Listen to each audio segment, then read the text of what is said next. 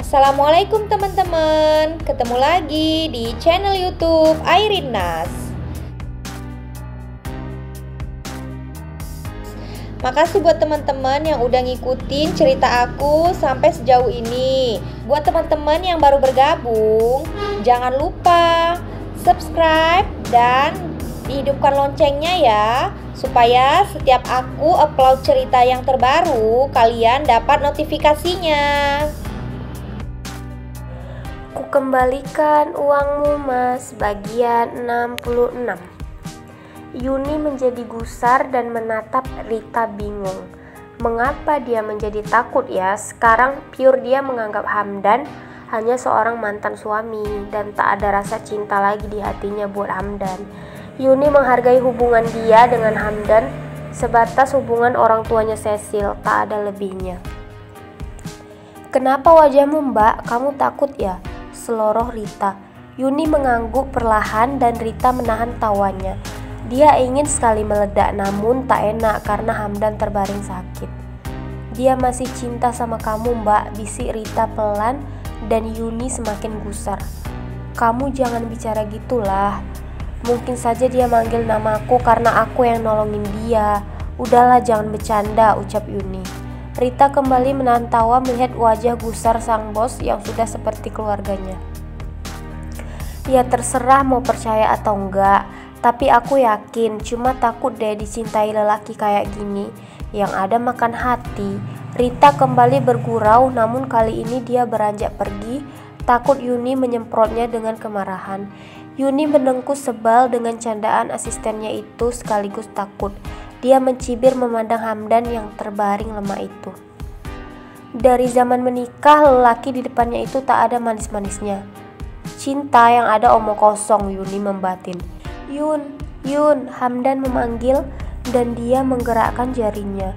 Yuni terkesiap melihat Hamdan sudah beranjak sadar. Mas, ini aku mas, kamu sudah sadar. Yuni ingin beranjak dan memanggil dokter untuk memeriksa kondisi Hamdan. Hamdan dengan lemah memegang tangan Yuni dan wanita itu terkaget. Yun, ada di mana aku? Katanya dengan sangat lemah. Yuni segera melepas tangan itu dan memandang miris Hamdan dengan berbagai balutan medis di beberapa bagian tubuh. Kamu di rumah sakit dan sedang ditangani dokter. Aku harus panggil dokter mas, kata Yuni dengan pelan. Terima kasih ya Yun, ucapnya pelan. Yuni hanya mengulas senyum menanggapi. Dia kemudian memanggil dokter untuk memeriksa Hamdan.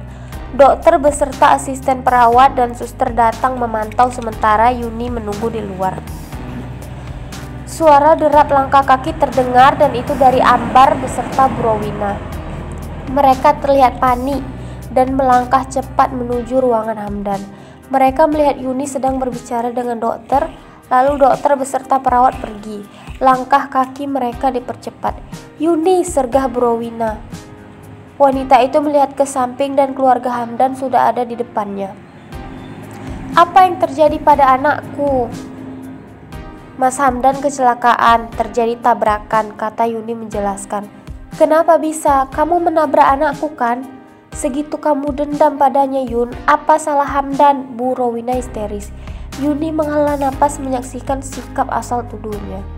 Bukan aku yang menabrak, tetapi orang lain. Aku membantu Mas Hamdan ke rumah sakit karena gak ada yang mau bawa dia ke sini, kata Yuni menjelaskan. Gak mungkin, kamu hanya mengarang cerita kan mbak? Ambar menyela dan Yuni menjadi kesal. Tetapi dia tahu bagaimana sikap mereka sekeluarga, jadi kekesalannya tidak terlalu banyak. Terserah mau percaya apa tidak, bersyukur aku menolong Mas Hamdan. Dan ini rasa terima kasih kalian dengan menuduhku.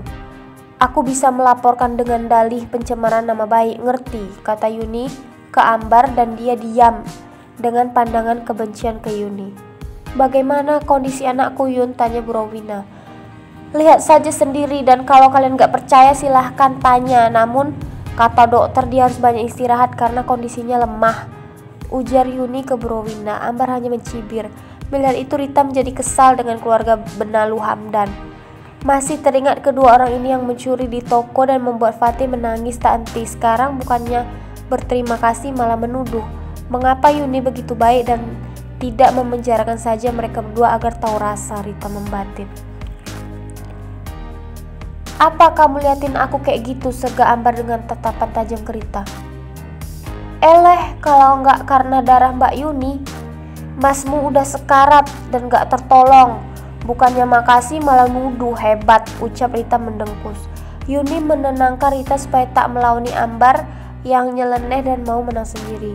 Gak mungkin, pasti pakai darah dari rumah sakit, gerutu Ambar dengan pelan dan Bu Rowina meringis.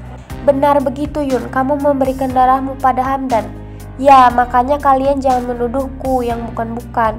Walau bercerai seharusnya jangan ada permusuhan karena kami punya anak. Hidup aman damai itu indah kan Bu, ucap Yuni. Mereka saling pandang dan merasa gak percaya.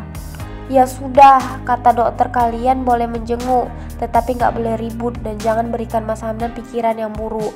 Karena dia harus banyak istirahat, kondisi tubuhnya banyak yang luka, jadi aku harap kalian paham, ucap Yuni memberi arahan seperti yang dokter sampaikan. Kamu kemana Yun? Tanya Bu Rowina. Ya pulanglah, gimana sih, kan kalian sudah ada di sini. Anu Yun, ibu gak bisa jagain orang sakit, apa kamu gak bisa di sini? Ucap Bu Rowina meringis. Yuni memajukan bibirnya heran karena ucapan mantan mertuanya itu. Maksudnya bagaimana? Kenapa aku Bu? Aku hanya mantan istri, mana Lia? Dia kabur, sela Ambar. Dah Yuni mengernyit teringat Lia datang ke tokonya. Mungkinkah dia dan Hamdan bertengkar? Kok bisa? Kenapa bertengkar? Tanya Yuni penasaran. Halah, istrinya itu gak tahu diri, sebentar-sebentar ngambek, marah dan egois, ucap ibu. Yuni terkekeh mendengarnya. Bu, apakah perlakuan kalian masih sama ke dia? Siapapun tak akan tahan diperlakukan kayak gitu Bu. Berubahlah Bu, jangan menzolimi menantu. Bu Rowina kesal dan memandang sengit Yuni. Sok tahu kamu, emang kayak apa perlakuanku, katanya menunjuk Yuni. Yuni menghela napas malas menanggapi. Terserahlah, aku balik saja dulu dan berharap kalian bisa berubah menjadi lebih baik lagi. Yuni bergegas pergi dengan Rita. Rita mencibir ke Ambar sebelum meninggalkan mereka. Mereka berdua berjalan hendak ke parkiran. Kamu terlalu baik Mbak, aku kesal lihat mereka berdua, greget banget, kata Rita sambil berjalan. Ya gitulah, sifatnya gak akan berubah. Karma lebih besar belum dirasakan kali. Penjarakan aja udah Mbak. Kalau dia merusuh lagi maka akan aku penjarakan. Kemarin hanya ngasih peringatan saja, kata Yuni. Yuni, Lia dan ibunya tergopoh memanggil. Mereka berjalan cepat menghampiri Yuni yang berjalan keluar rumah sakit itu. Kamu dari mana? Tanya Yuni ke Lia. Maaf Yun, aku seharian tidur karena di rumah Mas Hamdan aku gak bisa tidur dan kelelahan. Bagaimana kondisinya? Kata Lia. Yuni menghela napas, pantas saja dia tak mengangkat panggilannya. Sedang dirawat dan lemah.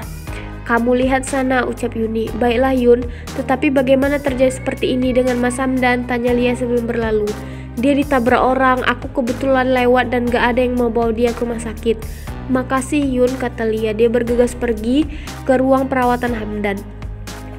Yuni beserta Rita kembali berjalan menuju parkiran dan akan melanjutkan pekerjaan di toko. Lia dan ibunya berjalan cepat ke ruang perawatan Hamdan. Mereka ingin melihat kondisi terkini dari Hamdan. Setelah sampai di sana, saat mereka masuk, Lia dan ibunya sudah melihat Bu Rowina beserta Ambar berada di dalam. Bagaimana kondisi Mas Hamdan Bu? Tanya Lia ke Bu Rowina. Bu Rowina memandang sinis Lia yang kabur dari rumah Hamdan itu. Kamu gak lihat dia sakit gini? Jeng, bagaimana bisa seperti ini? Tanya ibu Lia ke Bu Rowina. Saya gak tahu, kata Yuni. Hamdan ditabrak lari, Bu Rowina berkata ketus. Ibu dan Lia saling pandang dengan sikap keluarga Hamdan yang sama sekali tak bersahabat itu. Lia, malam ini kamu nginap di sini temani Hamdan. Ibu mau pulang dulu karena ada urusan dan besok ibu datang lagi, perintah Bu Rowina. Bu, apa nggak lebih baik kita nginap semuanya di sini saja? Aku nggak bisa sendiri karena mual dengan bau rumah sakit, kata Lia memandang sekeliling rumah sakit. Aku sudah tua dan nggak bisa tidur di lantai rumah sakit, Bu Rowina menimpali. Aku besok ada ulangan jadi harus pulang juga, kata Ambar. Bagaimana bila waktunya dibagi Bu? Lia sedang hamil dan cepat kelelahan. Dia nggak mau anaknya kenapa-napa kalau terlalu lemah seperti ini, ucap ibunya mencari solusi. Bu Rowina sepertinya tak setuju. Dia kan istri dan harus berkorban buat suami, Jeng. Saya nggak bisa tidur di rumah sakit, besok saja pasti datang lagi. Jangan seperti itu, Bu. Sama saja menjerumuskan anak saya. Kalau dia yang sakit bagaimana? Kalau bayinya kenapa-napa bagaimana? Kalian mau tanggung jawab? Ibu Lia membela anaknya. Bu Rowena memandang sengit dan mendengkus karena Ibu Lia ini mengesalkan dan ikut campur saja. Lebih enak Yuni dulu, nggak ada besannya. Jadi dia bisa mengatur ini dan itu. Yuni, aku haus Yun, kata Hamdan memanggil. Mereka mendekati, terutama Lia sang istri. Namun mengapa Hamdan memanggil Yuni bukan dirinya? Bersambung. Makasih ya teman-teman udah meluangkan waktu membaca novel aku. Sampai jumpa di cerita selanjutnya.